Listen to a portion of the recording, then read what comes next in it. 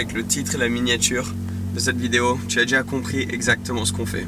On est dans la 12 cylindrée et ça va être un cold start.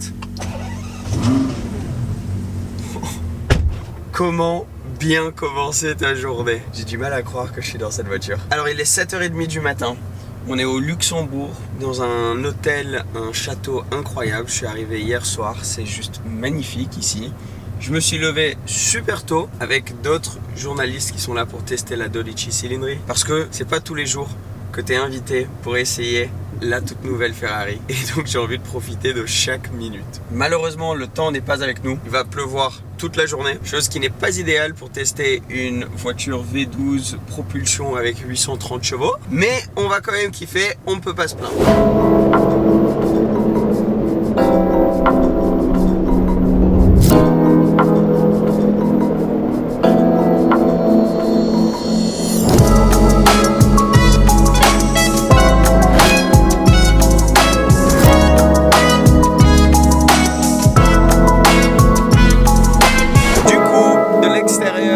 La voici. Quand tu l'as devant toi, j'avoue qu'elle fait extrêmement futuriste. Mais il y a quelques détails que j'ai vraiment envie de vous montrer. Donc on est sur la base Ferrari qu'on commence à connaître. V12 à l'avant, long capot. T'es quasiment assis sur les pneus arrière et après un gros coffre derrière parce que c'est supposé être quand même une GT.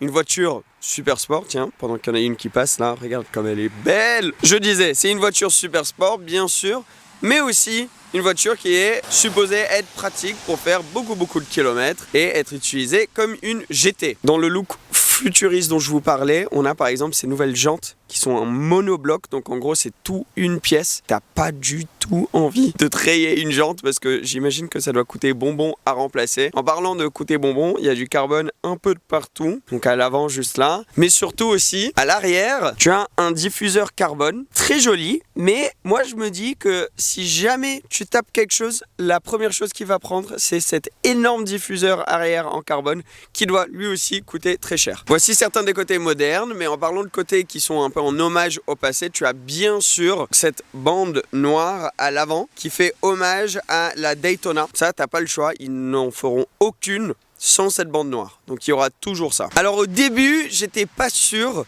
si je kiffais ce look ou pas, mais en la voyant en vrai, j'avoue que c'est vraiment impressionnant et franchement je trouve que c'est super classe, c'est super joli. Bon après tu pourrais si tu veux mettre un covering ou quoi, mais je pense pas qu'ils vont être très contents avec toi si tu fais ça. Hop, une autre qui passe, toujours dans la même couleur. Il me semble que la couleur c'est Giallo Monte Carlo. Perso c'est pas du tout ma couleur préférée chez Ferrari, mais bon. Donc la voiture est nommée après ce qui se trouve en dessous, qui est le 12 cylindres. Tout sur cette voiture tourne autour de ce 12 cylindres. C'est quasiment les seuls aujourd'hui à faire un 12 cylindres atmosphérique. Donc franchement chapeau, bravo et merci à Ferrari de sortir en 2024 un V12 Atmo de plus de 800 chevaux. Vous êtes des champions, vous êtes des bons. Alors il est caché ce moteur en dessous d'un énorme capot. Donc tout ça là c'est une pièce qui se lève comme ça pour que tu puisses voir le moteur. Le moteur qui lui est quasiment caché en dessous du pare-brise avant pour avoir une distribution du poids à 50-50 le plus possible. Alors chez Ferrari ils essayent toujours de garder un look, un design très classe mais en intégrant énormément de technologie. Donc par exemple on n'a jamais des gros ailerons, on va aller voir ça après ce qu'ils ont fait à l'arrière parce que c'est assez impressionnant. Mais à l'avant ici ils ont repensé donc tout le système d'aération avant où on a des gros radiateurs cachés juste en dessous de cette bande noire pour la clim, pour le moteur, etc. Et les deux radiateurs sur chaque côté juste là qui sont entourés de carbone sur celle-ci sont justement pour envoyer de l'air au frein. Mais tu peux voir qu'il y a un autre petit tunnel qui passe là et l'air peut ressortir directement au capot. Bon là c'est pour évacuer, donc il y a des sorties d'air, rien n'est faux sur cette voiture, c'est tous bien sûr des vraies entrées, des vraies sorties d'air. Là c'est pour évacuer tout l'air chaud. Franchement dès que je m'éloigne comme ça et que je la regarde je me dis c'est quand même un sacré design. Perso je la trouve très stylée. Au niveau du toit c'est en verre sur celle-ci. Alors pour la première fois ils ont sorti la Spider et la Coupé en même temps, simplement parce que ils les ont développés en même temps et vu qu'ils ont fait tellement un gros événement et un gros buzz quoi pour le lancement, ils voulaient en profiter pour sortir la Spider et la Coupé en même temps. Là on a aujourd'hui que des coupés, donc je vais pas pouvoir tester la Spider. Après ils nous ont assuré que la Spider avait toutes les mêmes caractéristiques de conduite et que tu ne sentirais aucune différence entre une Spider et une Coupé. Alors il y a sûrement une petite différence en poids, mais franchement je pense qu'ils ont raison. Aujourd'hui tu as la technologie pour faire en sorte que tu ne sens rien, que sur les routes comme ça, à moins que tu sois un pilote sur circuit, tu vas quasiment pas sentir la différence. Donc mets en commentaire si toi tu prendrais la coupée ou la Spider. Moi je pense que tant qu'à faire, vu que la voiture est basée autour de ce 12 cylindres, autant l'entendre un maximum et prendre la Spider. Alors avant qu'on rentre et que je vous montre le tout nouveau intérieur et qu'ensuite on aille rouler, parce que j'ai qu'une envie là, c'est d'aller rouler avec cette voiture. Voici l'arrière. Alors l'arrière, j'avoue, je le trouve très beau. En vrai, je m'y habitue de plus en plus, mais ce n'est pas non plus mon design préféré sur la voiture. Mais il y a beaucoup de nouvelles technologies, comme par exemple, tu te demandes peut-être aussi pourquoi est-ce que c'est peint en noir là et que c'est pas la peinture qui continue. C'est un peu comme l'avant, tu n'auras pas le choix, ça va devoir rester comme ça fait partie d'un design un peu triangulaire que tu as avec la vitre arrière là. Et ça en fait ce sont des ailerons, donc de chaque côté ces sections noires là peuvent se lever à un angle pour rajouter de l'appui. Donc en gros ça se lève entre 60 et 300 km à l'heure. Après ça se rabaisse pour t'aider avec des vitesses maxi, mais je crois que c'était à 250 km à l'heure, ça rajoutait 50 kg d'appui aérodynamique. Donc ça t'aide beaucoup avec ton appui à l'arrière, vu que la voiture est en propulsion, c'est très apprécié. Tu te demandes peut-être aussi pourquoi est-ce qu'ils n'ont pas juste fait un gros aileron qui faisait tout l'arrière. Ben simplement parce que ça aurait bloqué le coffre, parce que le coffre il s'ouvre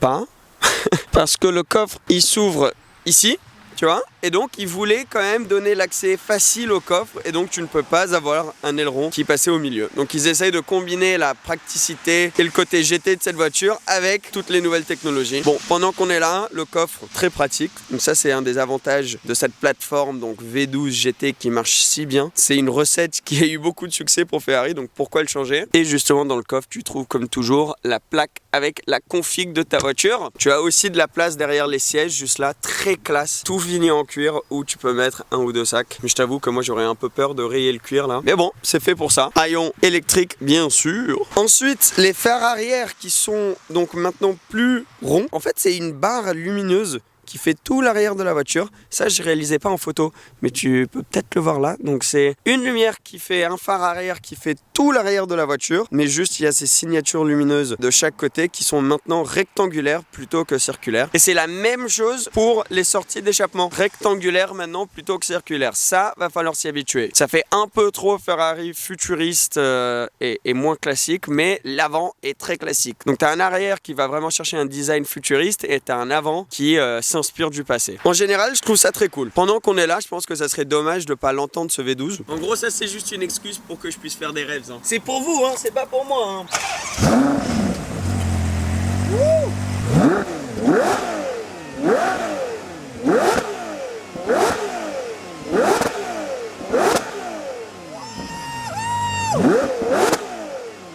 C'est incroyable.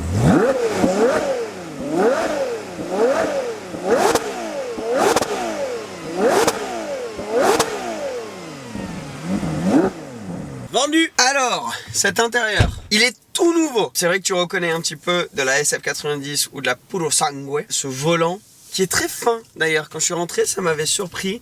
Bon, là, fini en carbone. Celle-ci, tu as quasiment toutes les options. Hein.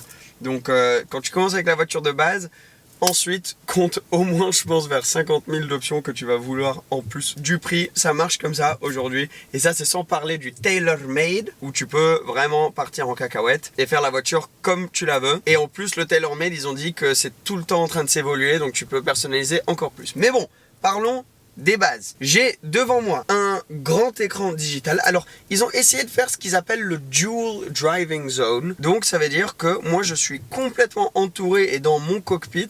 Et le passager, lui ou elle, est aussi complètement entouré, comme si il ou elle était dans son cockpit aussi. Mais parlons du mien, d'abord, de cockpit. On a donc un écran 100% digital devant moi, donc il n'y a rien d'analogue, même pas mes tours minutes, rien du tout. Mais la grosse nouveauté, c'est surtout le fait que tu aies un grand écran juste ici, qui fait plus de 10 pouces, où tu as quasi tous les systèmes qui passent. Et maintenant, Apple CarPlay et Android Auto standard. rares et qui sont accessibles en touch. Parce qu'avant, ça passait à travers l'écran central ici chez Ferrari. Et Apple CarPlay, Android Auto, c'est vraiment des plateformes qui sont faites plus pour être utilisées sur un écran tactile. Et donc là, maintenant, c'est bon, tu peux avoir ton CarPlay sur l'écran tactile au centre. Donc ça, c'est pratique si tu roules avec la voiture souvent. Et après, ici, donc sur cet écran, c'est où tu peux faire, tout, faire tes sièges chauffés, ventilés, tes sièges massés. Tu as ton lift, tu vois, par exemple, que tu contrôles ici. Ta clim, tout est fait ici. Donc, ils essayent de rendre la chose la plus tactile possible. J'avoue que juste là en roulant, à un moment j'écoutais quelque chose et c'était pas très intuitif de devoir faire mon volume. Tu vois, le volume, tu dois l'ajuster sur l'écran juste ici. Jusqu'à présent, je n'ai pas trouvé une autre manière de le faire. Je m'excuse d'avance si je me trompe et qu'il y a une autre manière de faire le volume. Mais si c'est vraiment juste là sur l'écran, ça c'est un peu relou quand même. Et de temps en temps, justement, pour changer, je sais pas, ta température ou quoi, bon, ça marche, mais tu dois quand même enlever tes yeux de la route pour contrôler ce qui se passe sur cet écran. Et ça, c'est pas idéal. Ceci dit, c'est quand même mieux que le système qu'il y avait avant. Donc dans la 812, dans la F12, enfin le système qui était là sur le tableau de bord, c'était moins bien. Donc c'est quand même mieux, c'est juste un peu trop digital et futuriste pour moi. Ça aussi, même chose pour les boutons tactiles sur le volant. Genre le fait que le start-stop c'est un bouton tactile. Mais sinon, le volant, le design, il est magnifique. Franchement, tu t'habitues à l'utilisation des clignots sur le volant très rapidement. Tous les boutons qui sont sur le volant. Tu as ton manettino qui est là, avec ton bouton pour ajuster la suspension, pour la mettre en mode confort. Sur le Manettino, tu cliques et ça te met en mode Bumpy Road pour plus de confort. Tu as des énormes palettes en carbone derrière le volant et la sensation de qualité, la famille là-dedans. Tout ce que tu touches, c'est incroyable. Le cuir est épais, le carbone est magnifique. Tout, t'as l'impression d'être assis dans un sac de luxe. J'aime beaucoup ce détail, bon, on l'a vu sur d'autres modèles aussi, mais pour les contrôles de la boîte de vitesse, qui fait hommage aux anciennes boîtes mécaniques de chez Ferrari. Un petit truc qui est sympa aussi, c'est que tu as un petit endroit pour mettre ta clé. Tu peux charger tout ce qu'il faut juste là. Tu as un chargeur sans fil en dessous. Donc tu as l'impression que cet écran, il flotte. Et c'est justement parce qu'ils veulent, une fois que tu éteins l'écran, que ça ait un design où tu remarques pas trop l'écran. Et sinon, tout le reste, ça reste assez simple, mais la beauté est dans la simplicité. Tu as aussi, et ça c'est génial pour le passager ou ta passagère, tu as un écran où il ou elle peut contrôler ta navigation, peut voir toute la data sur tes tours minutes, ta vitesse, etc. Peut contrôler la musique. Ça, franchement, très pratique, bien réfléchi. Et ça donne vraiment cette impression pour la personne qui est côté passager d'avoir son propre cockpit et c'est très sympa. Bon, maintenant, engine start, merci beaucoup. On sort de mode wet, on va rester en mode sport, on va pas mettre mode race pour l'instant. Et on va rouler.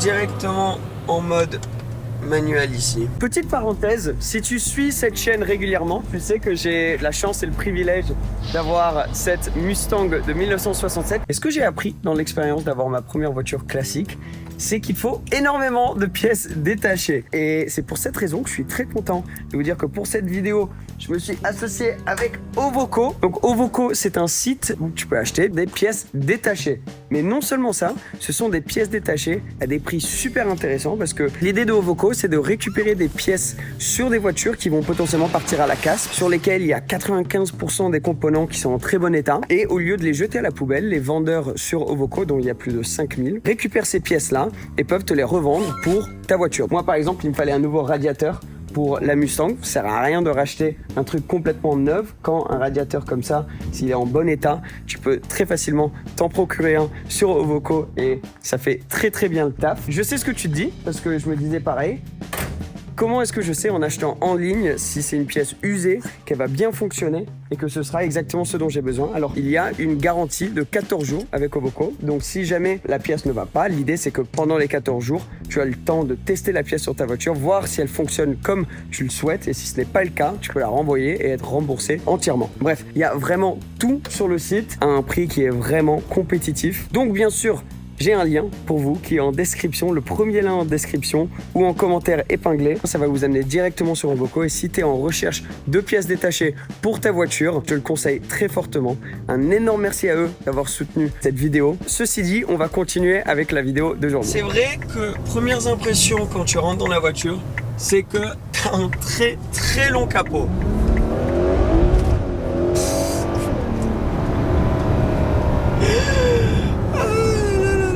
Elle me dit déjà, excusez-moi monsieur, mais vous avez des pneus froids, hein, faites pas trop le rigolo parce que là, c'est mouillé et je sais pas si vous êtes au courant, mais on a presque 700 Nm de couple et 800 chevaux. La puissance, c'est impressionnant.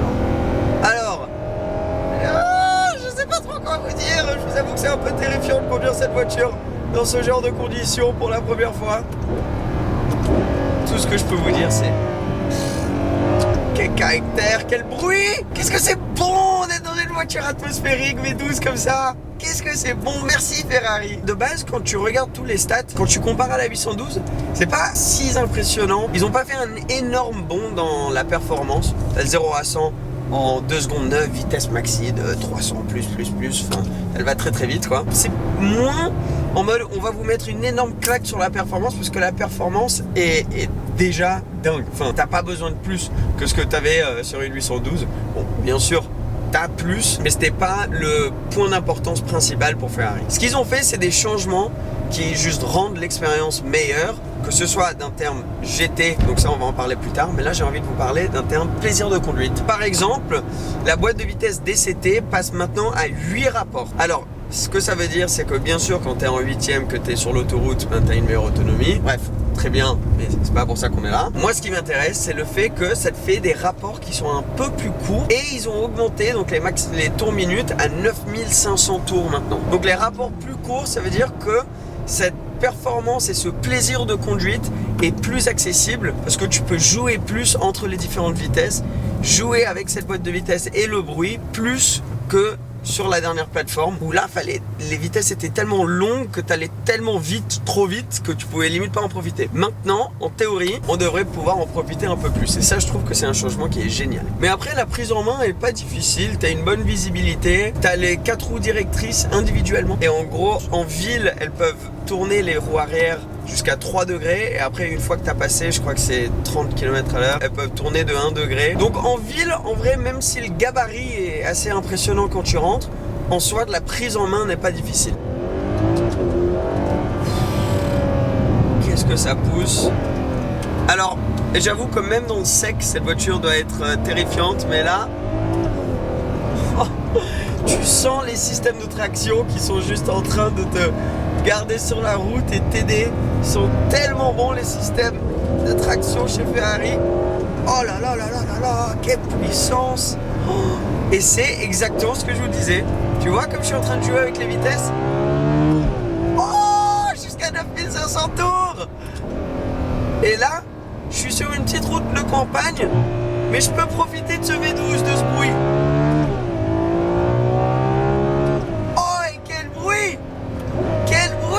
La direction est très très précise, comme je fais toujours chez Ferrari. Elle est presque hyper active. C'est drôle parce que tu es dans une GT, mais tu as vraiment cette direction ultra précise, comme une voiture vraiment sportive. Oh, la boîte de vitesse est exceptionnelle. Les freins aussi, alors ils ont beaucoup bossé sur les freins. C'est du brake by wire. T'as une bonne sensation à travers la pédale. Après là, c'est mouillé. J'apprends à connaître la voiture. Donc je suis pas du tout en train de freiner très fort jusqu'aux limites de la voiture, ça c'est sûr.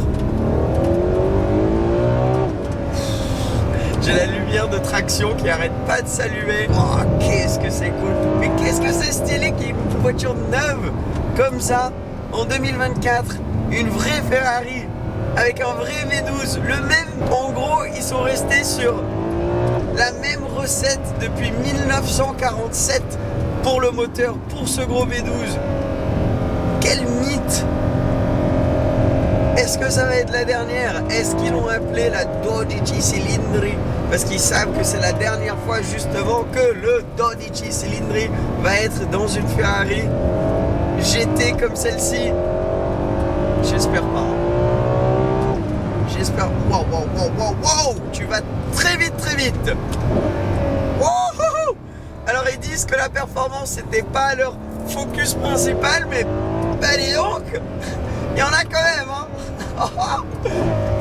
Maintenant, tu vois, avant les V12, avant grosses voitures comme celle-ci, à l'époque, c'était un peu ce qui se faisait le mieux en termes de performance chez Ferrari. Maintenant, ils ont sorti leur super car, la SF90. Donc le but de cette voiture, ce n'est plus d'être la Ferrari la plus rapide possible hors de leur hypercar. Le but, c'est vraiment d'être la GT la plus performante et la plus complète possible et d'avoir du caractère. Et du caractère, elle en a. Hein. Tu sens quand même la taille de la voiture et que tu as un certain poids derrière toi. Mais c'est incroyable comme à quel point, dès que tu commences à accélérer et t'amuser, elle rétrécit autour de toi. Oh là là là là là là là là, qu'est-ce que c'est rapide. 830 chevaux. C'est un délire. Mais c'est surtout... Oh, ce bruit. Oh, c'est un orchestre. Quel kiff. Il n'y a pas longtemps, on m'a demandé de toutes les voitures qui sont en vente actuellement, qui sont sorties cette année, si tu pouvais en commander une, ce serait laquelle? Bah là, je suis vraiment en train d'être convaincu. Parce que là, c'est tout ce que j'aime. C'est une Ferrari. C'est un V12. Essaye de penser à des points négatifs, ça. Essaye de penser à des trucs que tu kiffes pas. Il n'y en a pas. Peut-être aussi que le bruit, il est incroyable, mais un petit peu aseptisé comparé à une F12 ou une 812. Oh, ça ferait le fort, hein.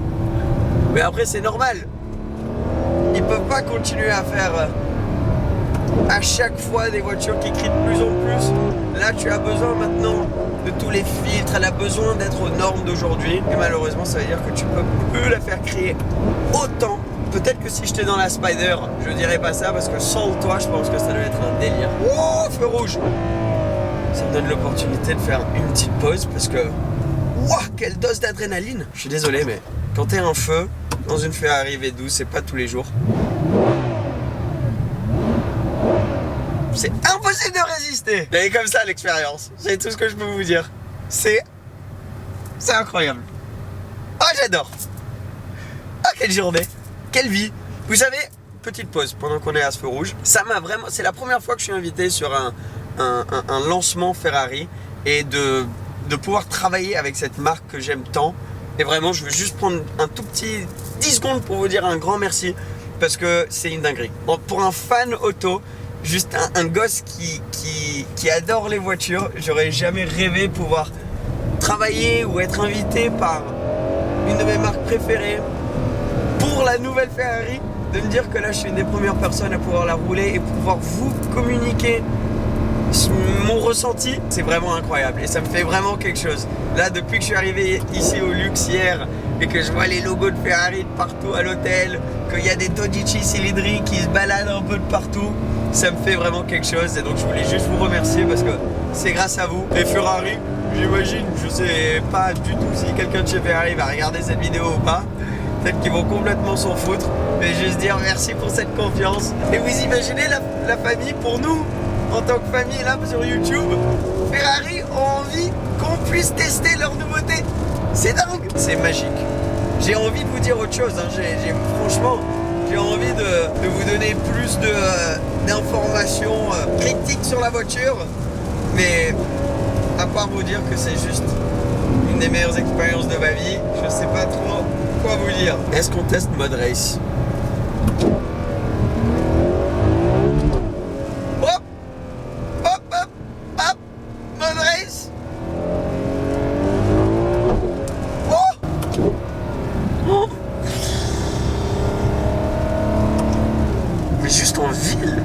Vous entendez? Écoutez ça, quand ça rétrograde.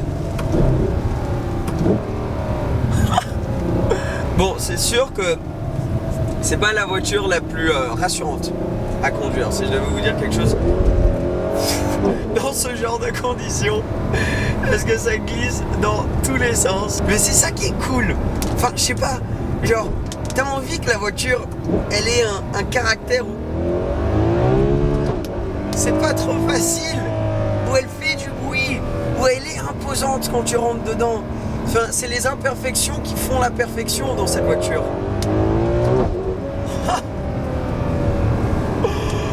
Quand tu changes de vitesse, la puissance ne s'arrête pas. Et donc là, t'as les pneus arrière qui partent en cacahuète jusqu'en 3e là. Et je suis en train d'accélérer, genre je suis à la moitié. Mais c'est ça qui rend cette voiture spéciale.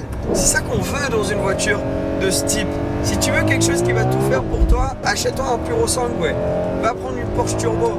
Mais si tu veux une voiture qui a une classe mais qui est infinie, mais qui quand tu le veux, tu peux allumer tout à 11 et que tu as l'impression qu'elle a envie de te tuer et tu vas vraiment passer un moment où tu auras un adrénaline de fou. Wow, oh là là là là là là. Mais ok. Là franchement c'est intense. Vas-y. En race, je sors de chaque virage de travers. C'est peut-être pas une bonne idée. Première fois que je la roule, je connais pas les routes. On va être responsable. Eh ben non!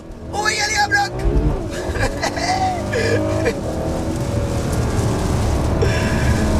Ah là là là là là là. Que cette journée ne se termine jamais, s'il vous plaît. Ferrari, on vous aime. Oh, 9500 tours. C'est magique. Elle est vraiment exceptionnelle. Elle est dingue.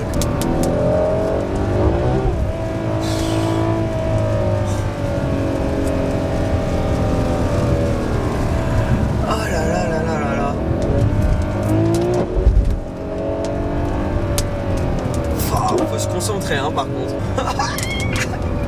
Yes, yes, yes, yes. Mouah. Qu'est-ce que t'es magnifique. Mouah. C'est pour ça. Tu sais quoi, quand on faisait le tour de l'intérieur, je vous disais les boutons tactiles, tout ci, tout ça, c'est pas idéal. J'en ai rien à foutre. Strictement rien à foutre. Quand tu roules la voiture, tout ça complètement, parce que oui, ok, peut-être les boutons tactiles c'est pas idéal, c'est vraiment c'est pas le but de c'est pas pour ça que tu achètes cette voiture. Je vois ce qu'ils essayent de faire, ils essayent d'être à la pointe de la technologie, ils essayent d'avoir ces deux caractères où la voiture est vraiment moderne, utilisable au quotidien, gros coffre, mode wet, mode auto, tu peux cruiser dedans et tu as toutes les dernières technologies, c'est génial. Je suis sûr que beaucoup de personnes vont au quotidien l'utiliser comme ça. Mais honnêtement, le point de vente et ce qui rend cette voiture spéciale, bah, c'est ce moteur. Et je comprends parfaitement le nom d'Odici Cylindri maintenant, parce que c'est une œuvre d'art, c'est quelque chose qu'on doit apprécier et c'est quelque chose qui se fait extrêmement rare au jour d'aujourd'hui. Donc oui, il faut que la voiture fasse hommage à ce moteur, et oui, il faut qu'elle soit appelée la Dodici Cylindri, et oui, il faut que nous, en tant que fans auto, on apprécie les efforts que Ferrari font pour continuer à nous livrer des expériences, des doses d'adrénaline comme celle-ci. Et si le seul point négatif c'est qu'il y ait quelques boutons tactiles à l'intérieur, bah très bien, ben c'est comme ça, on va les prendre, on les accepte ces boutons tactiles. Et on n'a pas beaucoup parlé de prix parce que honnêtement ça fait peur, et oui, c'est très cher, c'est extrêmement cher. Optionné, tu es à 500 000 €. Tu vas te faire déglinguer par les malus dans tous les sens. Mais bon, franchement, s'il y a une voiture pour laquelle tu devrais payer beaucoup d'argent aujourd'hui, c'est celle qui a l'énorme V12 de 800 chevaux dedans. La Dodici Cylindri GTO, ou je sais pas comment ils vont l'appeler. Oh, ça va être incroyable. Et j'espère que c'est pas la fin de ce moteur. Et j'espère que c'est que le début de nos invitations avec Ferrari.